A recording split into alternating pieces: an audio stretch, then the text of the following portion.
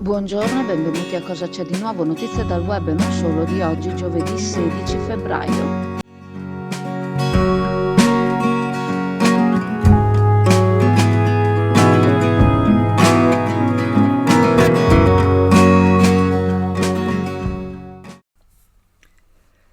Abbiamo dato notizia domenica scorsa di un uomo alla guida di una C3 che era stato fermato dalla polizia locale con l'auto danneggiata per un incidente e che si rifiutava di sottoporsi all'alcol test. Alla fine è stato denunciato, sanzionato, ritiro della patente, auto confiscata e ovviamente andrà sotto processo. 3 giorni dopo, solo 3 giorni dopo, ieri, mercoledì pomeriggio, tardo pomeriggio, replica con un altro individuo, sempre alla guida di un'auto, è stato fermato dalla polizia locale in via Cristoforo Colombo, sono intervenuti anche i carabinieri, probabilmente di supporto.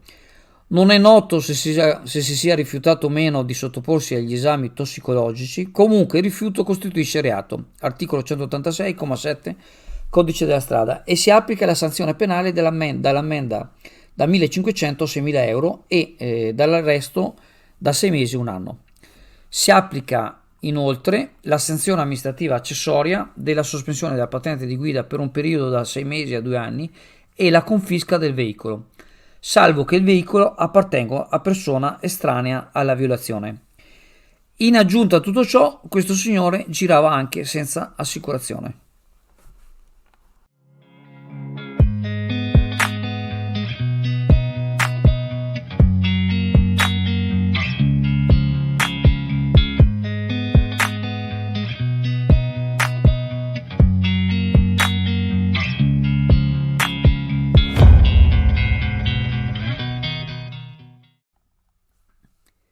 Non c'è dubbio che gli eventi di carnevale voluti dall'amministrazione comunale siano stati un successo. Non è piaggeria verso l'amministrazione, ma solo un'oggettiva constatazione.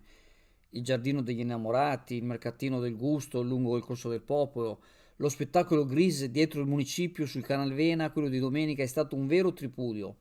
Poi c'è la banda Different Sights, quella che c'è sempre lì dove della loggia dei bandi. Questo solo per citare alcuni degli eventi. Quindi c'è stata una folla incredibile di famiglie con bambini, i fidanzati con la ragazza con la rosa sotto il braccio. Di tutto questo però ci sembra giusto però ricordare anche che tutto questo ha impegnato, e non da poco, gli operatori ecologici di Veritas che dopo il disastro tra virgolette ovviamente, solo di Coriandoli di domenica e tutto il resto, hanno fatto le corse per far tornare presentabile il corso del popolo. Vogliamo ricordare anche che gli operatori di Veritas hanno il compito di portare via i rifiuti che sono all'interno dei cassonetti. Purtroppo molto spesso gli incivili abbandonano fuori di tutto, materassi, mobili, televisori rotti, un po' di tutto. La raccolta degli abbandoni fuori dai bidoni viene fatta in giorni diversi a seconda delle zone stabilite. Quindi grazie anche agli operatori di Veritas se il carnevale è andato così bene. SD Auto informa della novità per il 2023, la revisione dei carrelli in sede. Si effettuano revisioni in sede dei rimorchi di massa complessiva non superiore ai 3.500 kg, 01 e 02, di carrelli per imbarcazioni, per moto, per auto, roulotte, trailer per il trasporto cavalli, carrelli tenda, carrelli trasporto animali e tutti i carrelli di massa complessiva non superiore ai 3.500 kg. Potete contattare SD Auto per qualsiasi informazione o chiarimento. Il Bosco Nordio a Sant'Anna farà da scenario alla prima competizione ufficiale degli arcieri del mare per l'anno 2023 che si terrà la prossima domenica, il 19 febbraio, a partire dalle 9. Si tratta della prima prova del campionato interregionale Nord Italia di tiro con l'arco di campagna, valida come qualificazione al campionato italiano individuale 2023, riconosciuta dal CONI e classificata di preminente interesse nazionale. È prevista la partecipazione di ben 144 atleti soggetti che si sfideranno utilizzando frecce in legno, alluminio, carbonio e bersagli costituiti da perfette riproduzioni faunistiche. La competizione si svolgerà con l'appoggio della Federazione Italiana Disciplina Armi Sportive da Caccia. Gli arcieri del mare gestiscono all'interno del Bosco di Sant'Anna un proprio campo di allenamento. Oltre agli atleti, molti saranno anche gli accompagnatori e per tutti, al termine delle gare, festeggiamenti accompagnati da specialità gastronomiche tradizionali.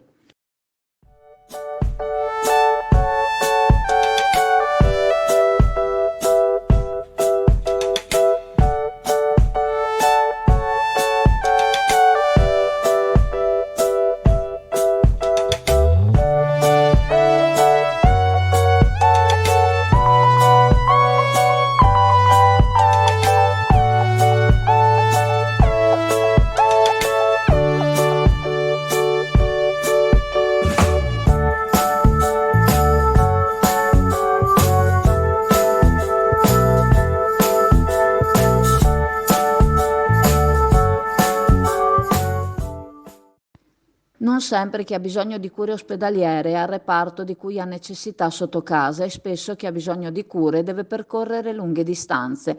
In un percorso di cura e degenza spesso la vicinanza dei propri cari ha un effetto placebo e comunque è di sostegno. Non sempre è possibile per chi voglia accudire un proprio caro fare pendolarismo. Spesso trovare un monolocale dove avere ricovero può diventare oneroso.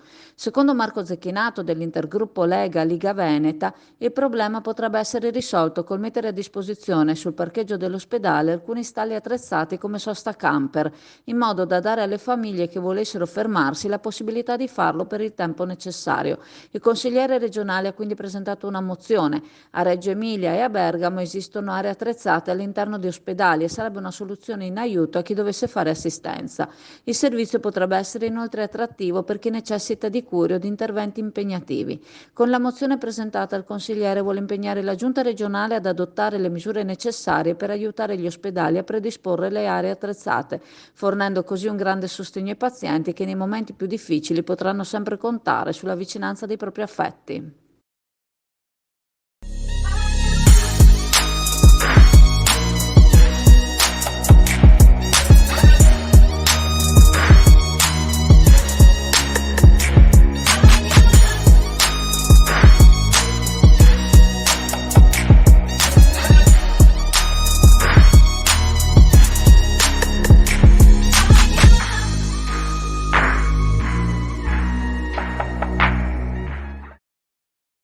Della Regione Veneto Luca Zaia con il presidente della provincia autonoma di Trento Maurizio Fugatti, consapevoli dell'importanza delle risorse idriche anche per la potenzialità energetica ricavabile dalle stesse, si sono attivati perché i rispettivi enti avviino un tavolo tecnico dove instaurare un confronto proprio sul tema energetico, o meglio, sull'ammontare dell'energia elettrica gratuita che i concessionari di grande derivazione idroelettrica devono fornire annualmente ai servizi sui territori interessati. Una materia complessa che vede norme a livello nazionale che devono accordarsi nel rispetto delle autonomie e dei regolamenti provinciali e regionali. Anche su queste tematiche il dialogo è aperto, cercando soluzioni condivise per rendere l'ambito energetico più efficiente.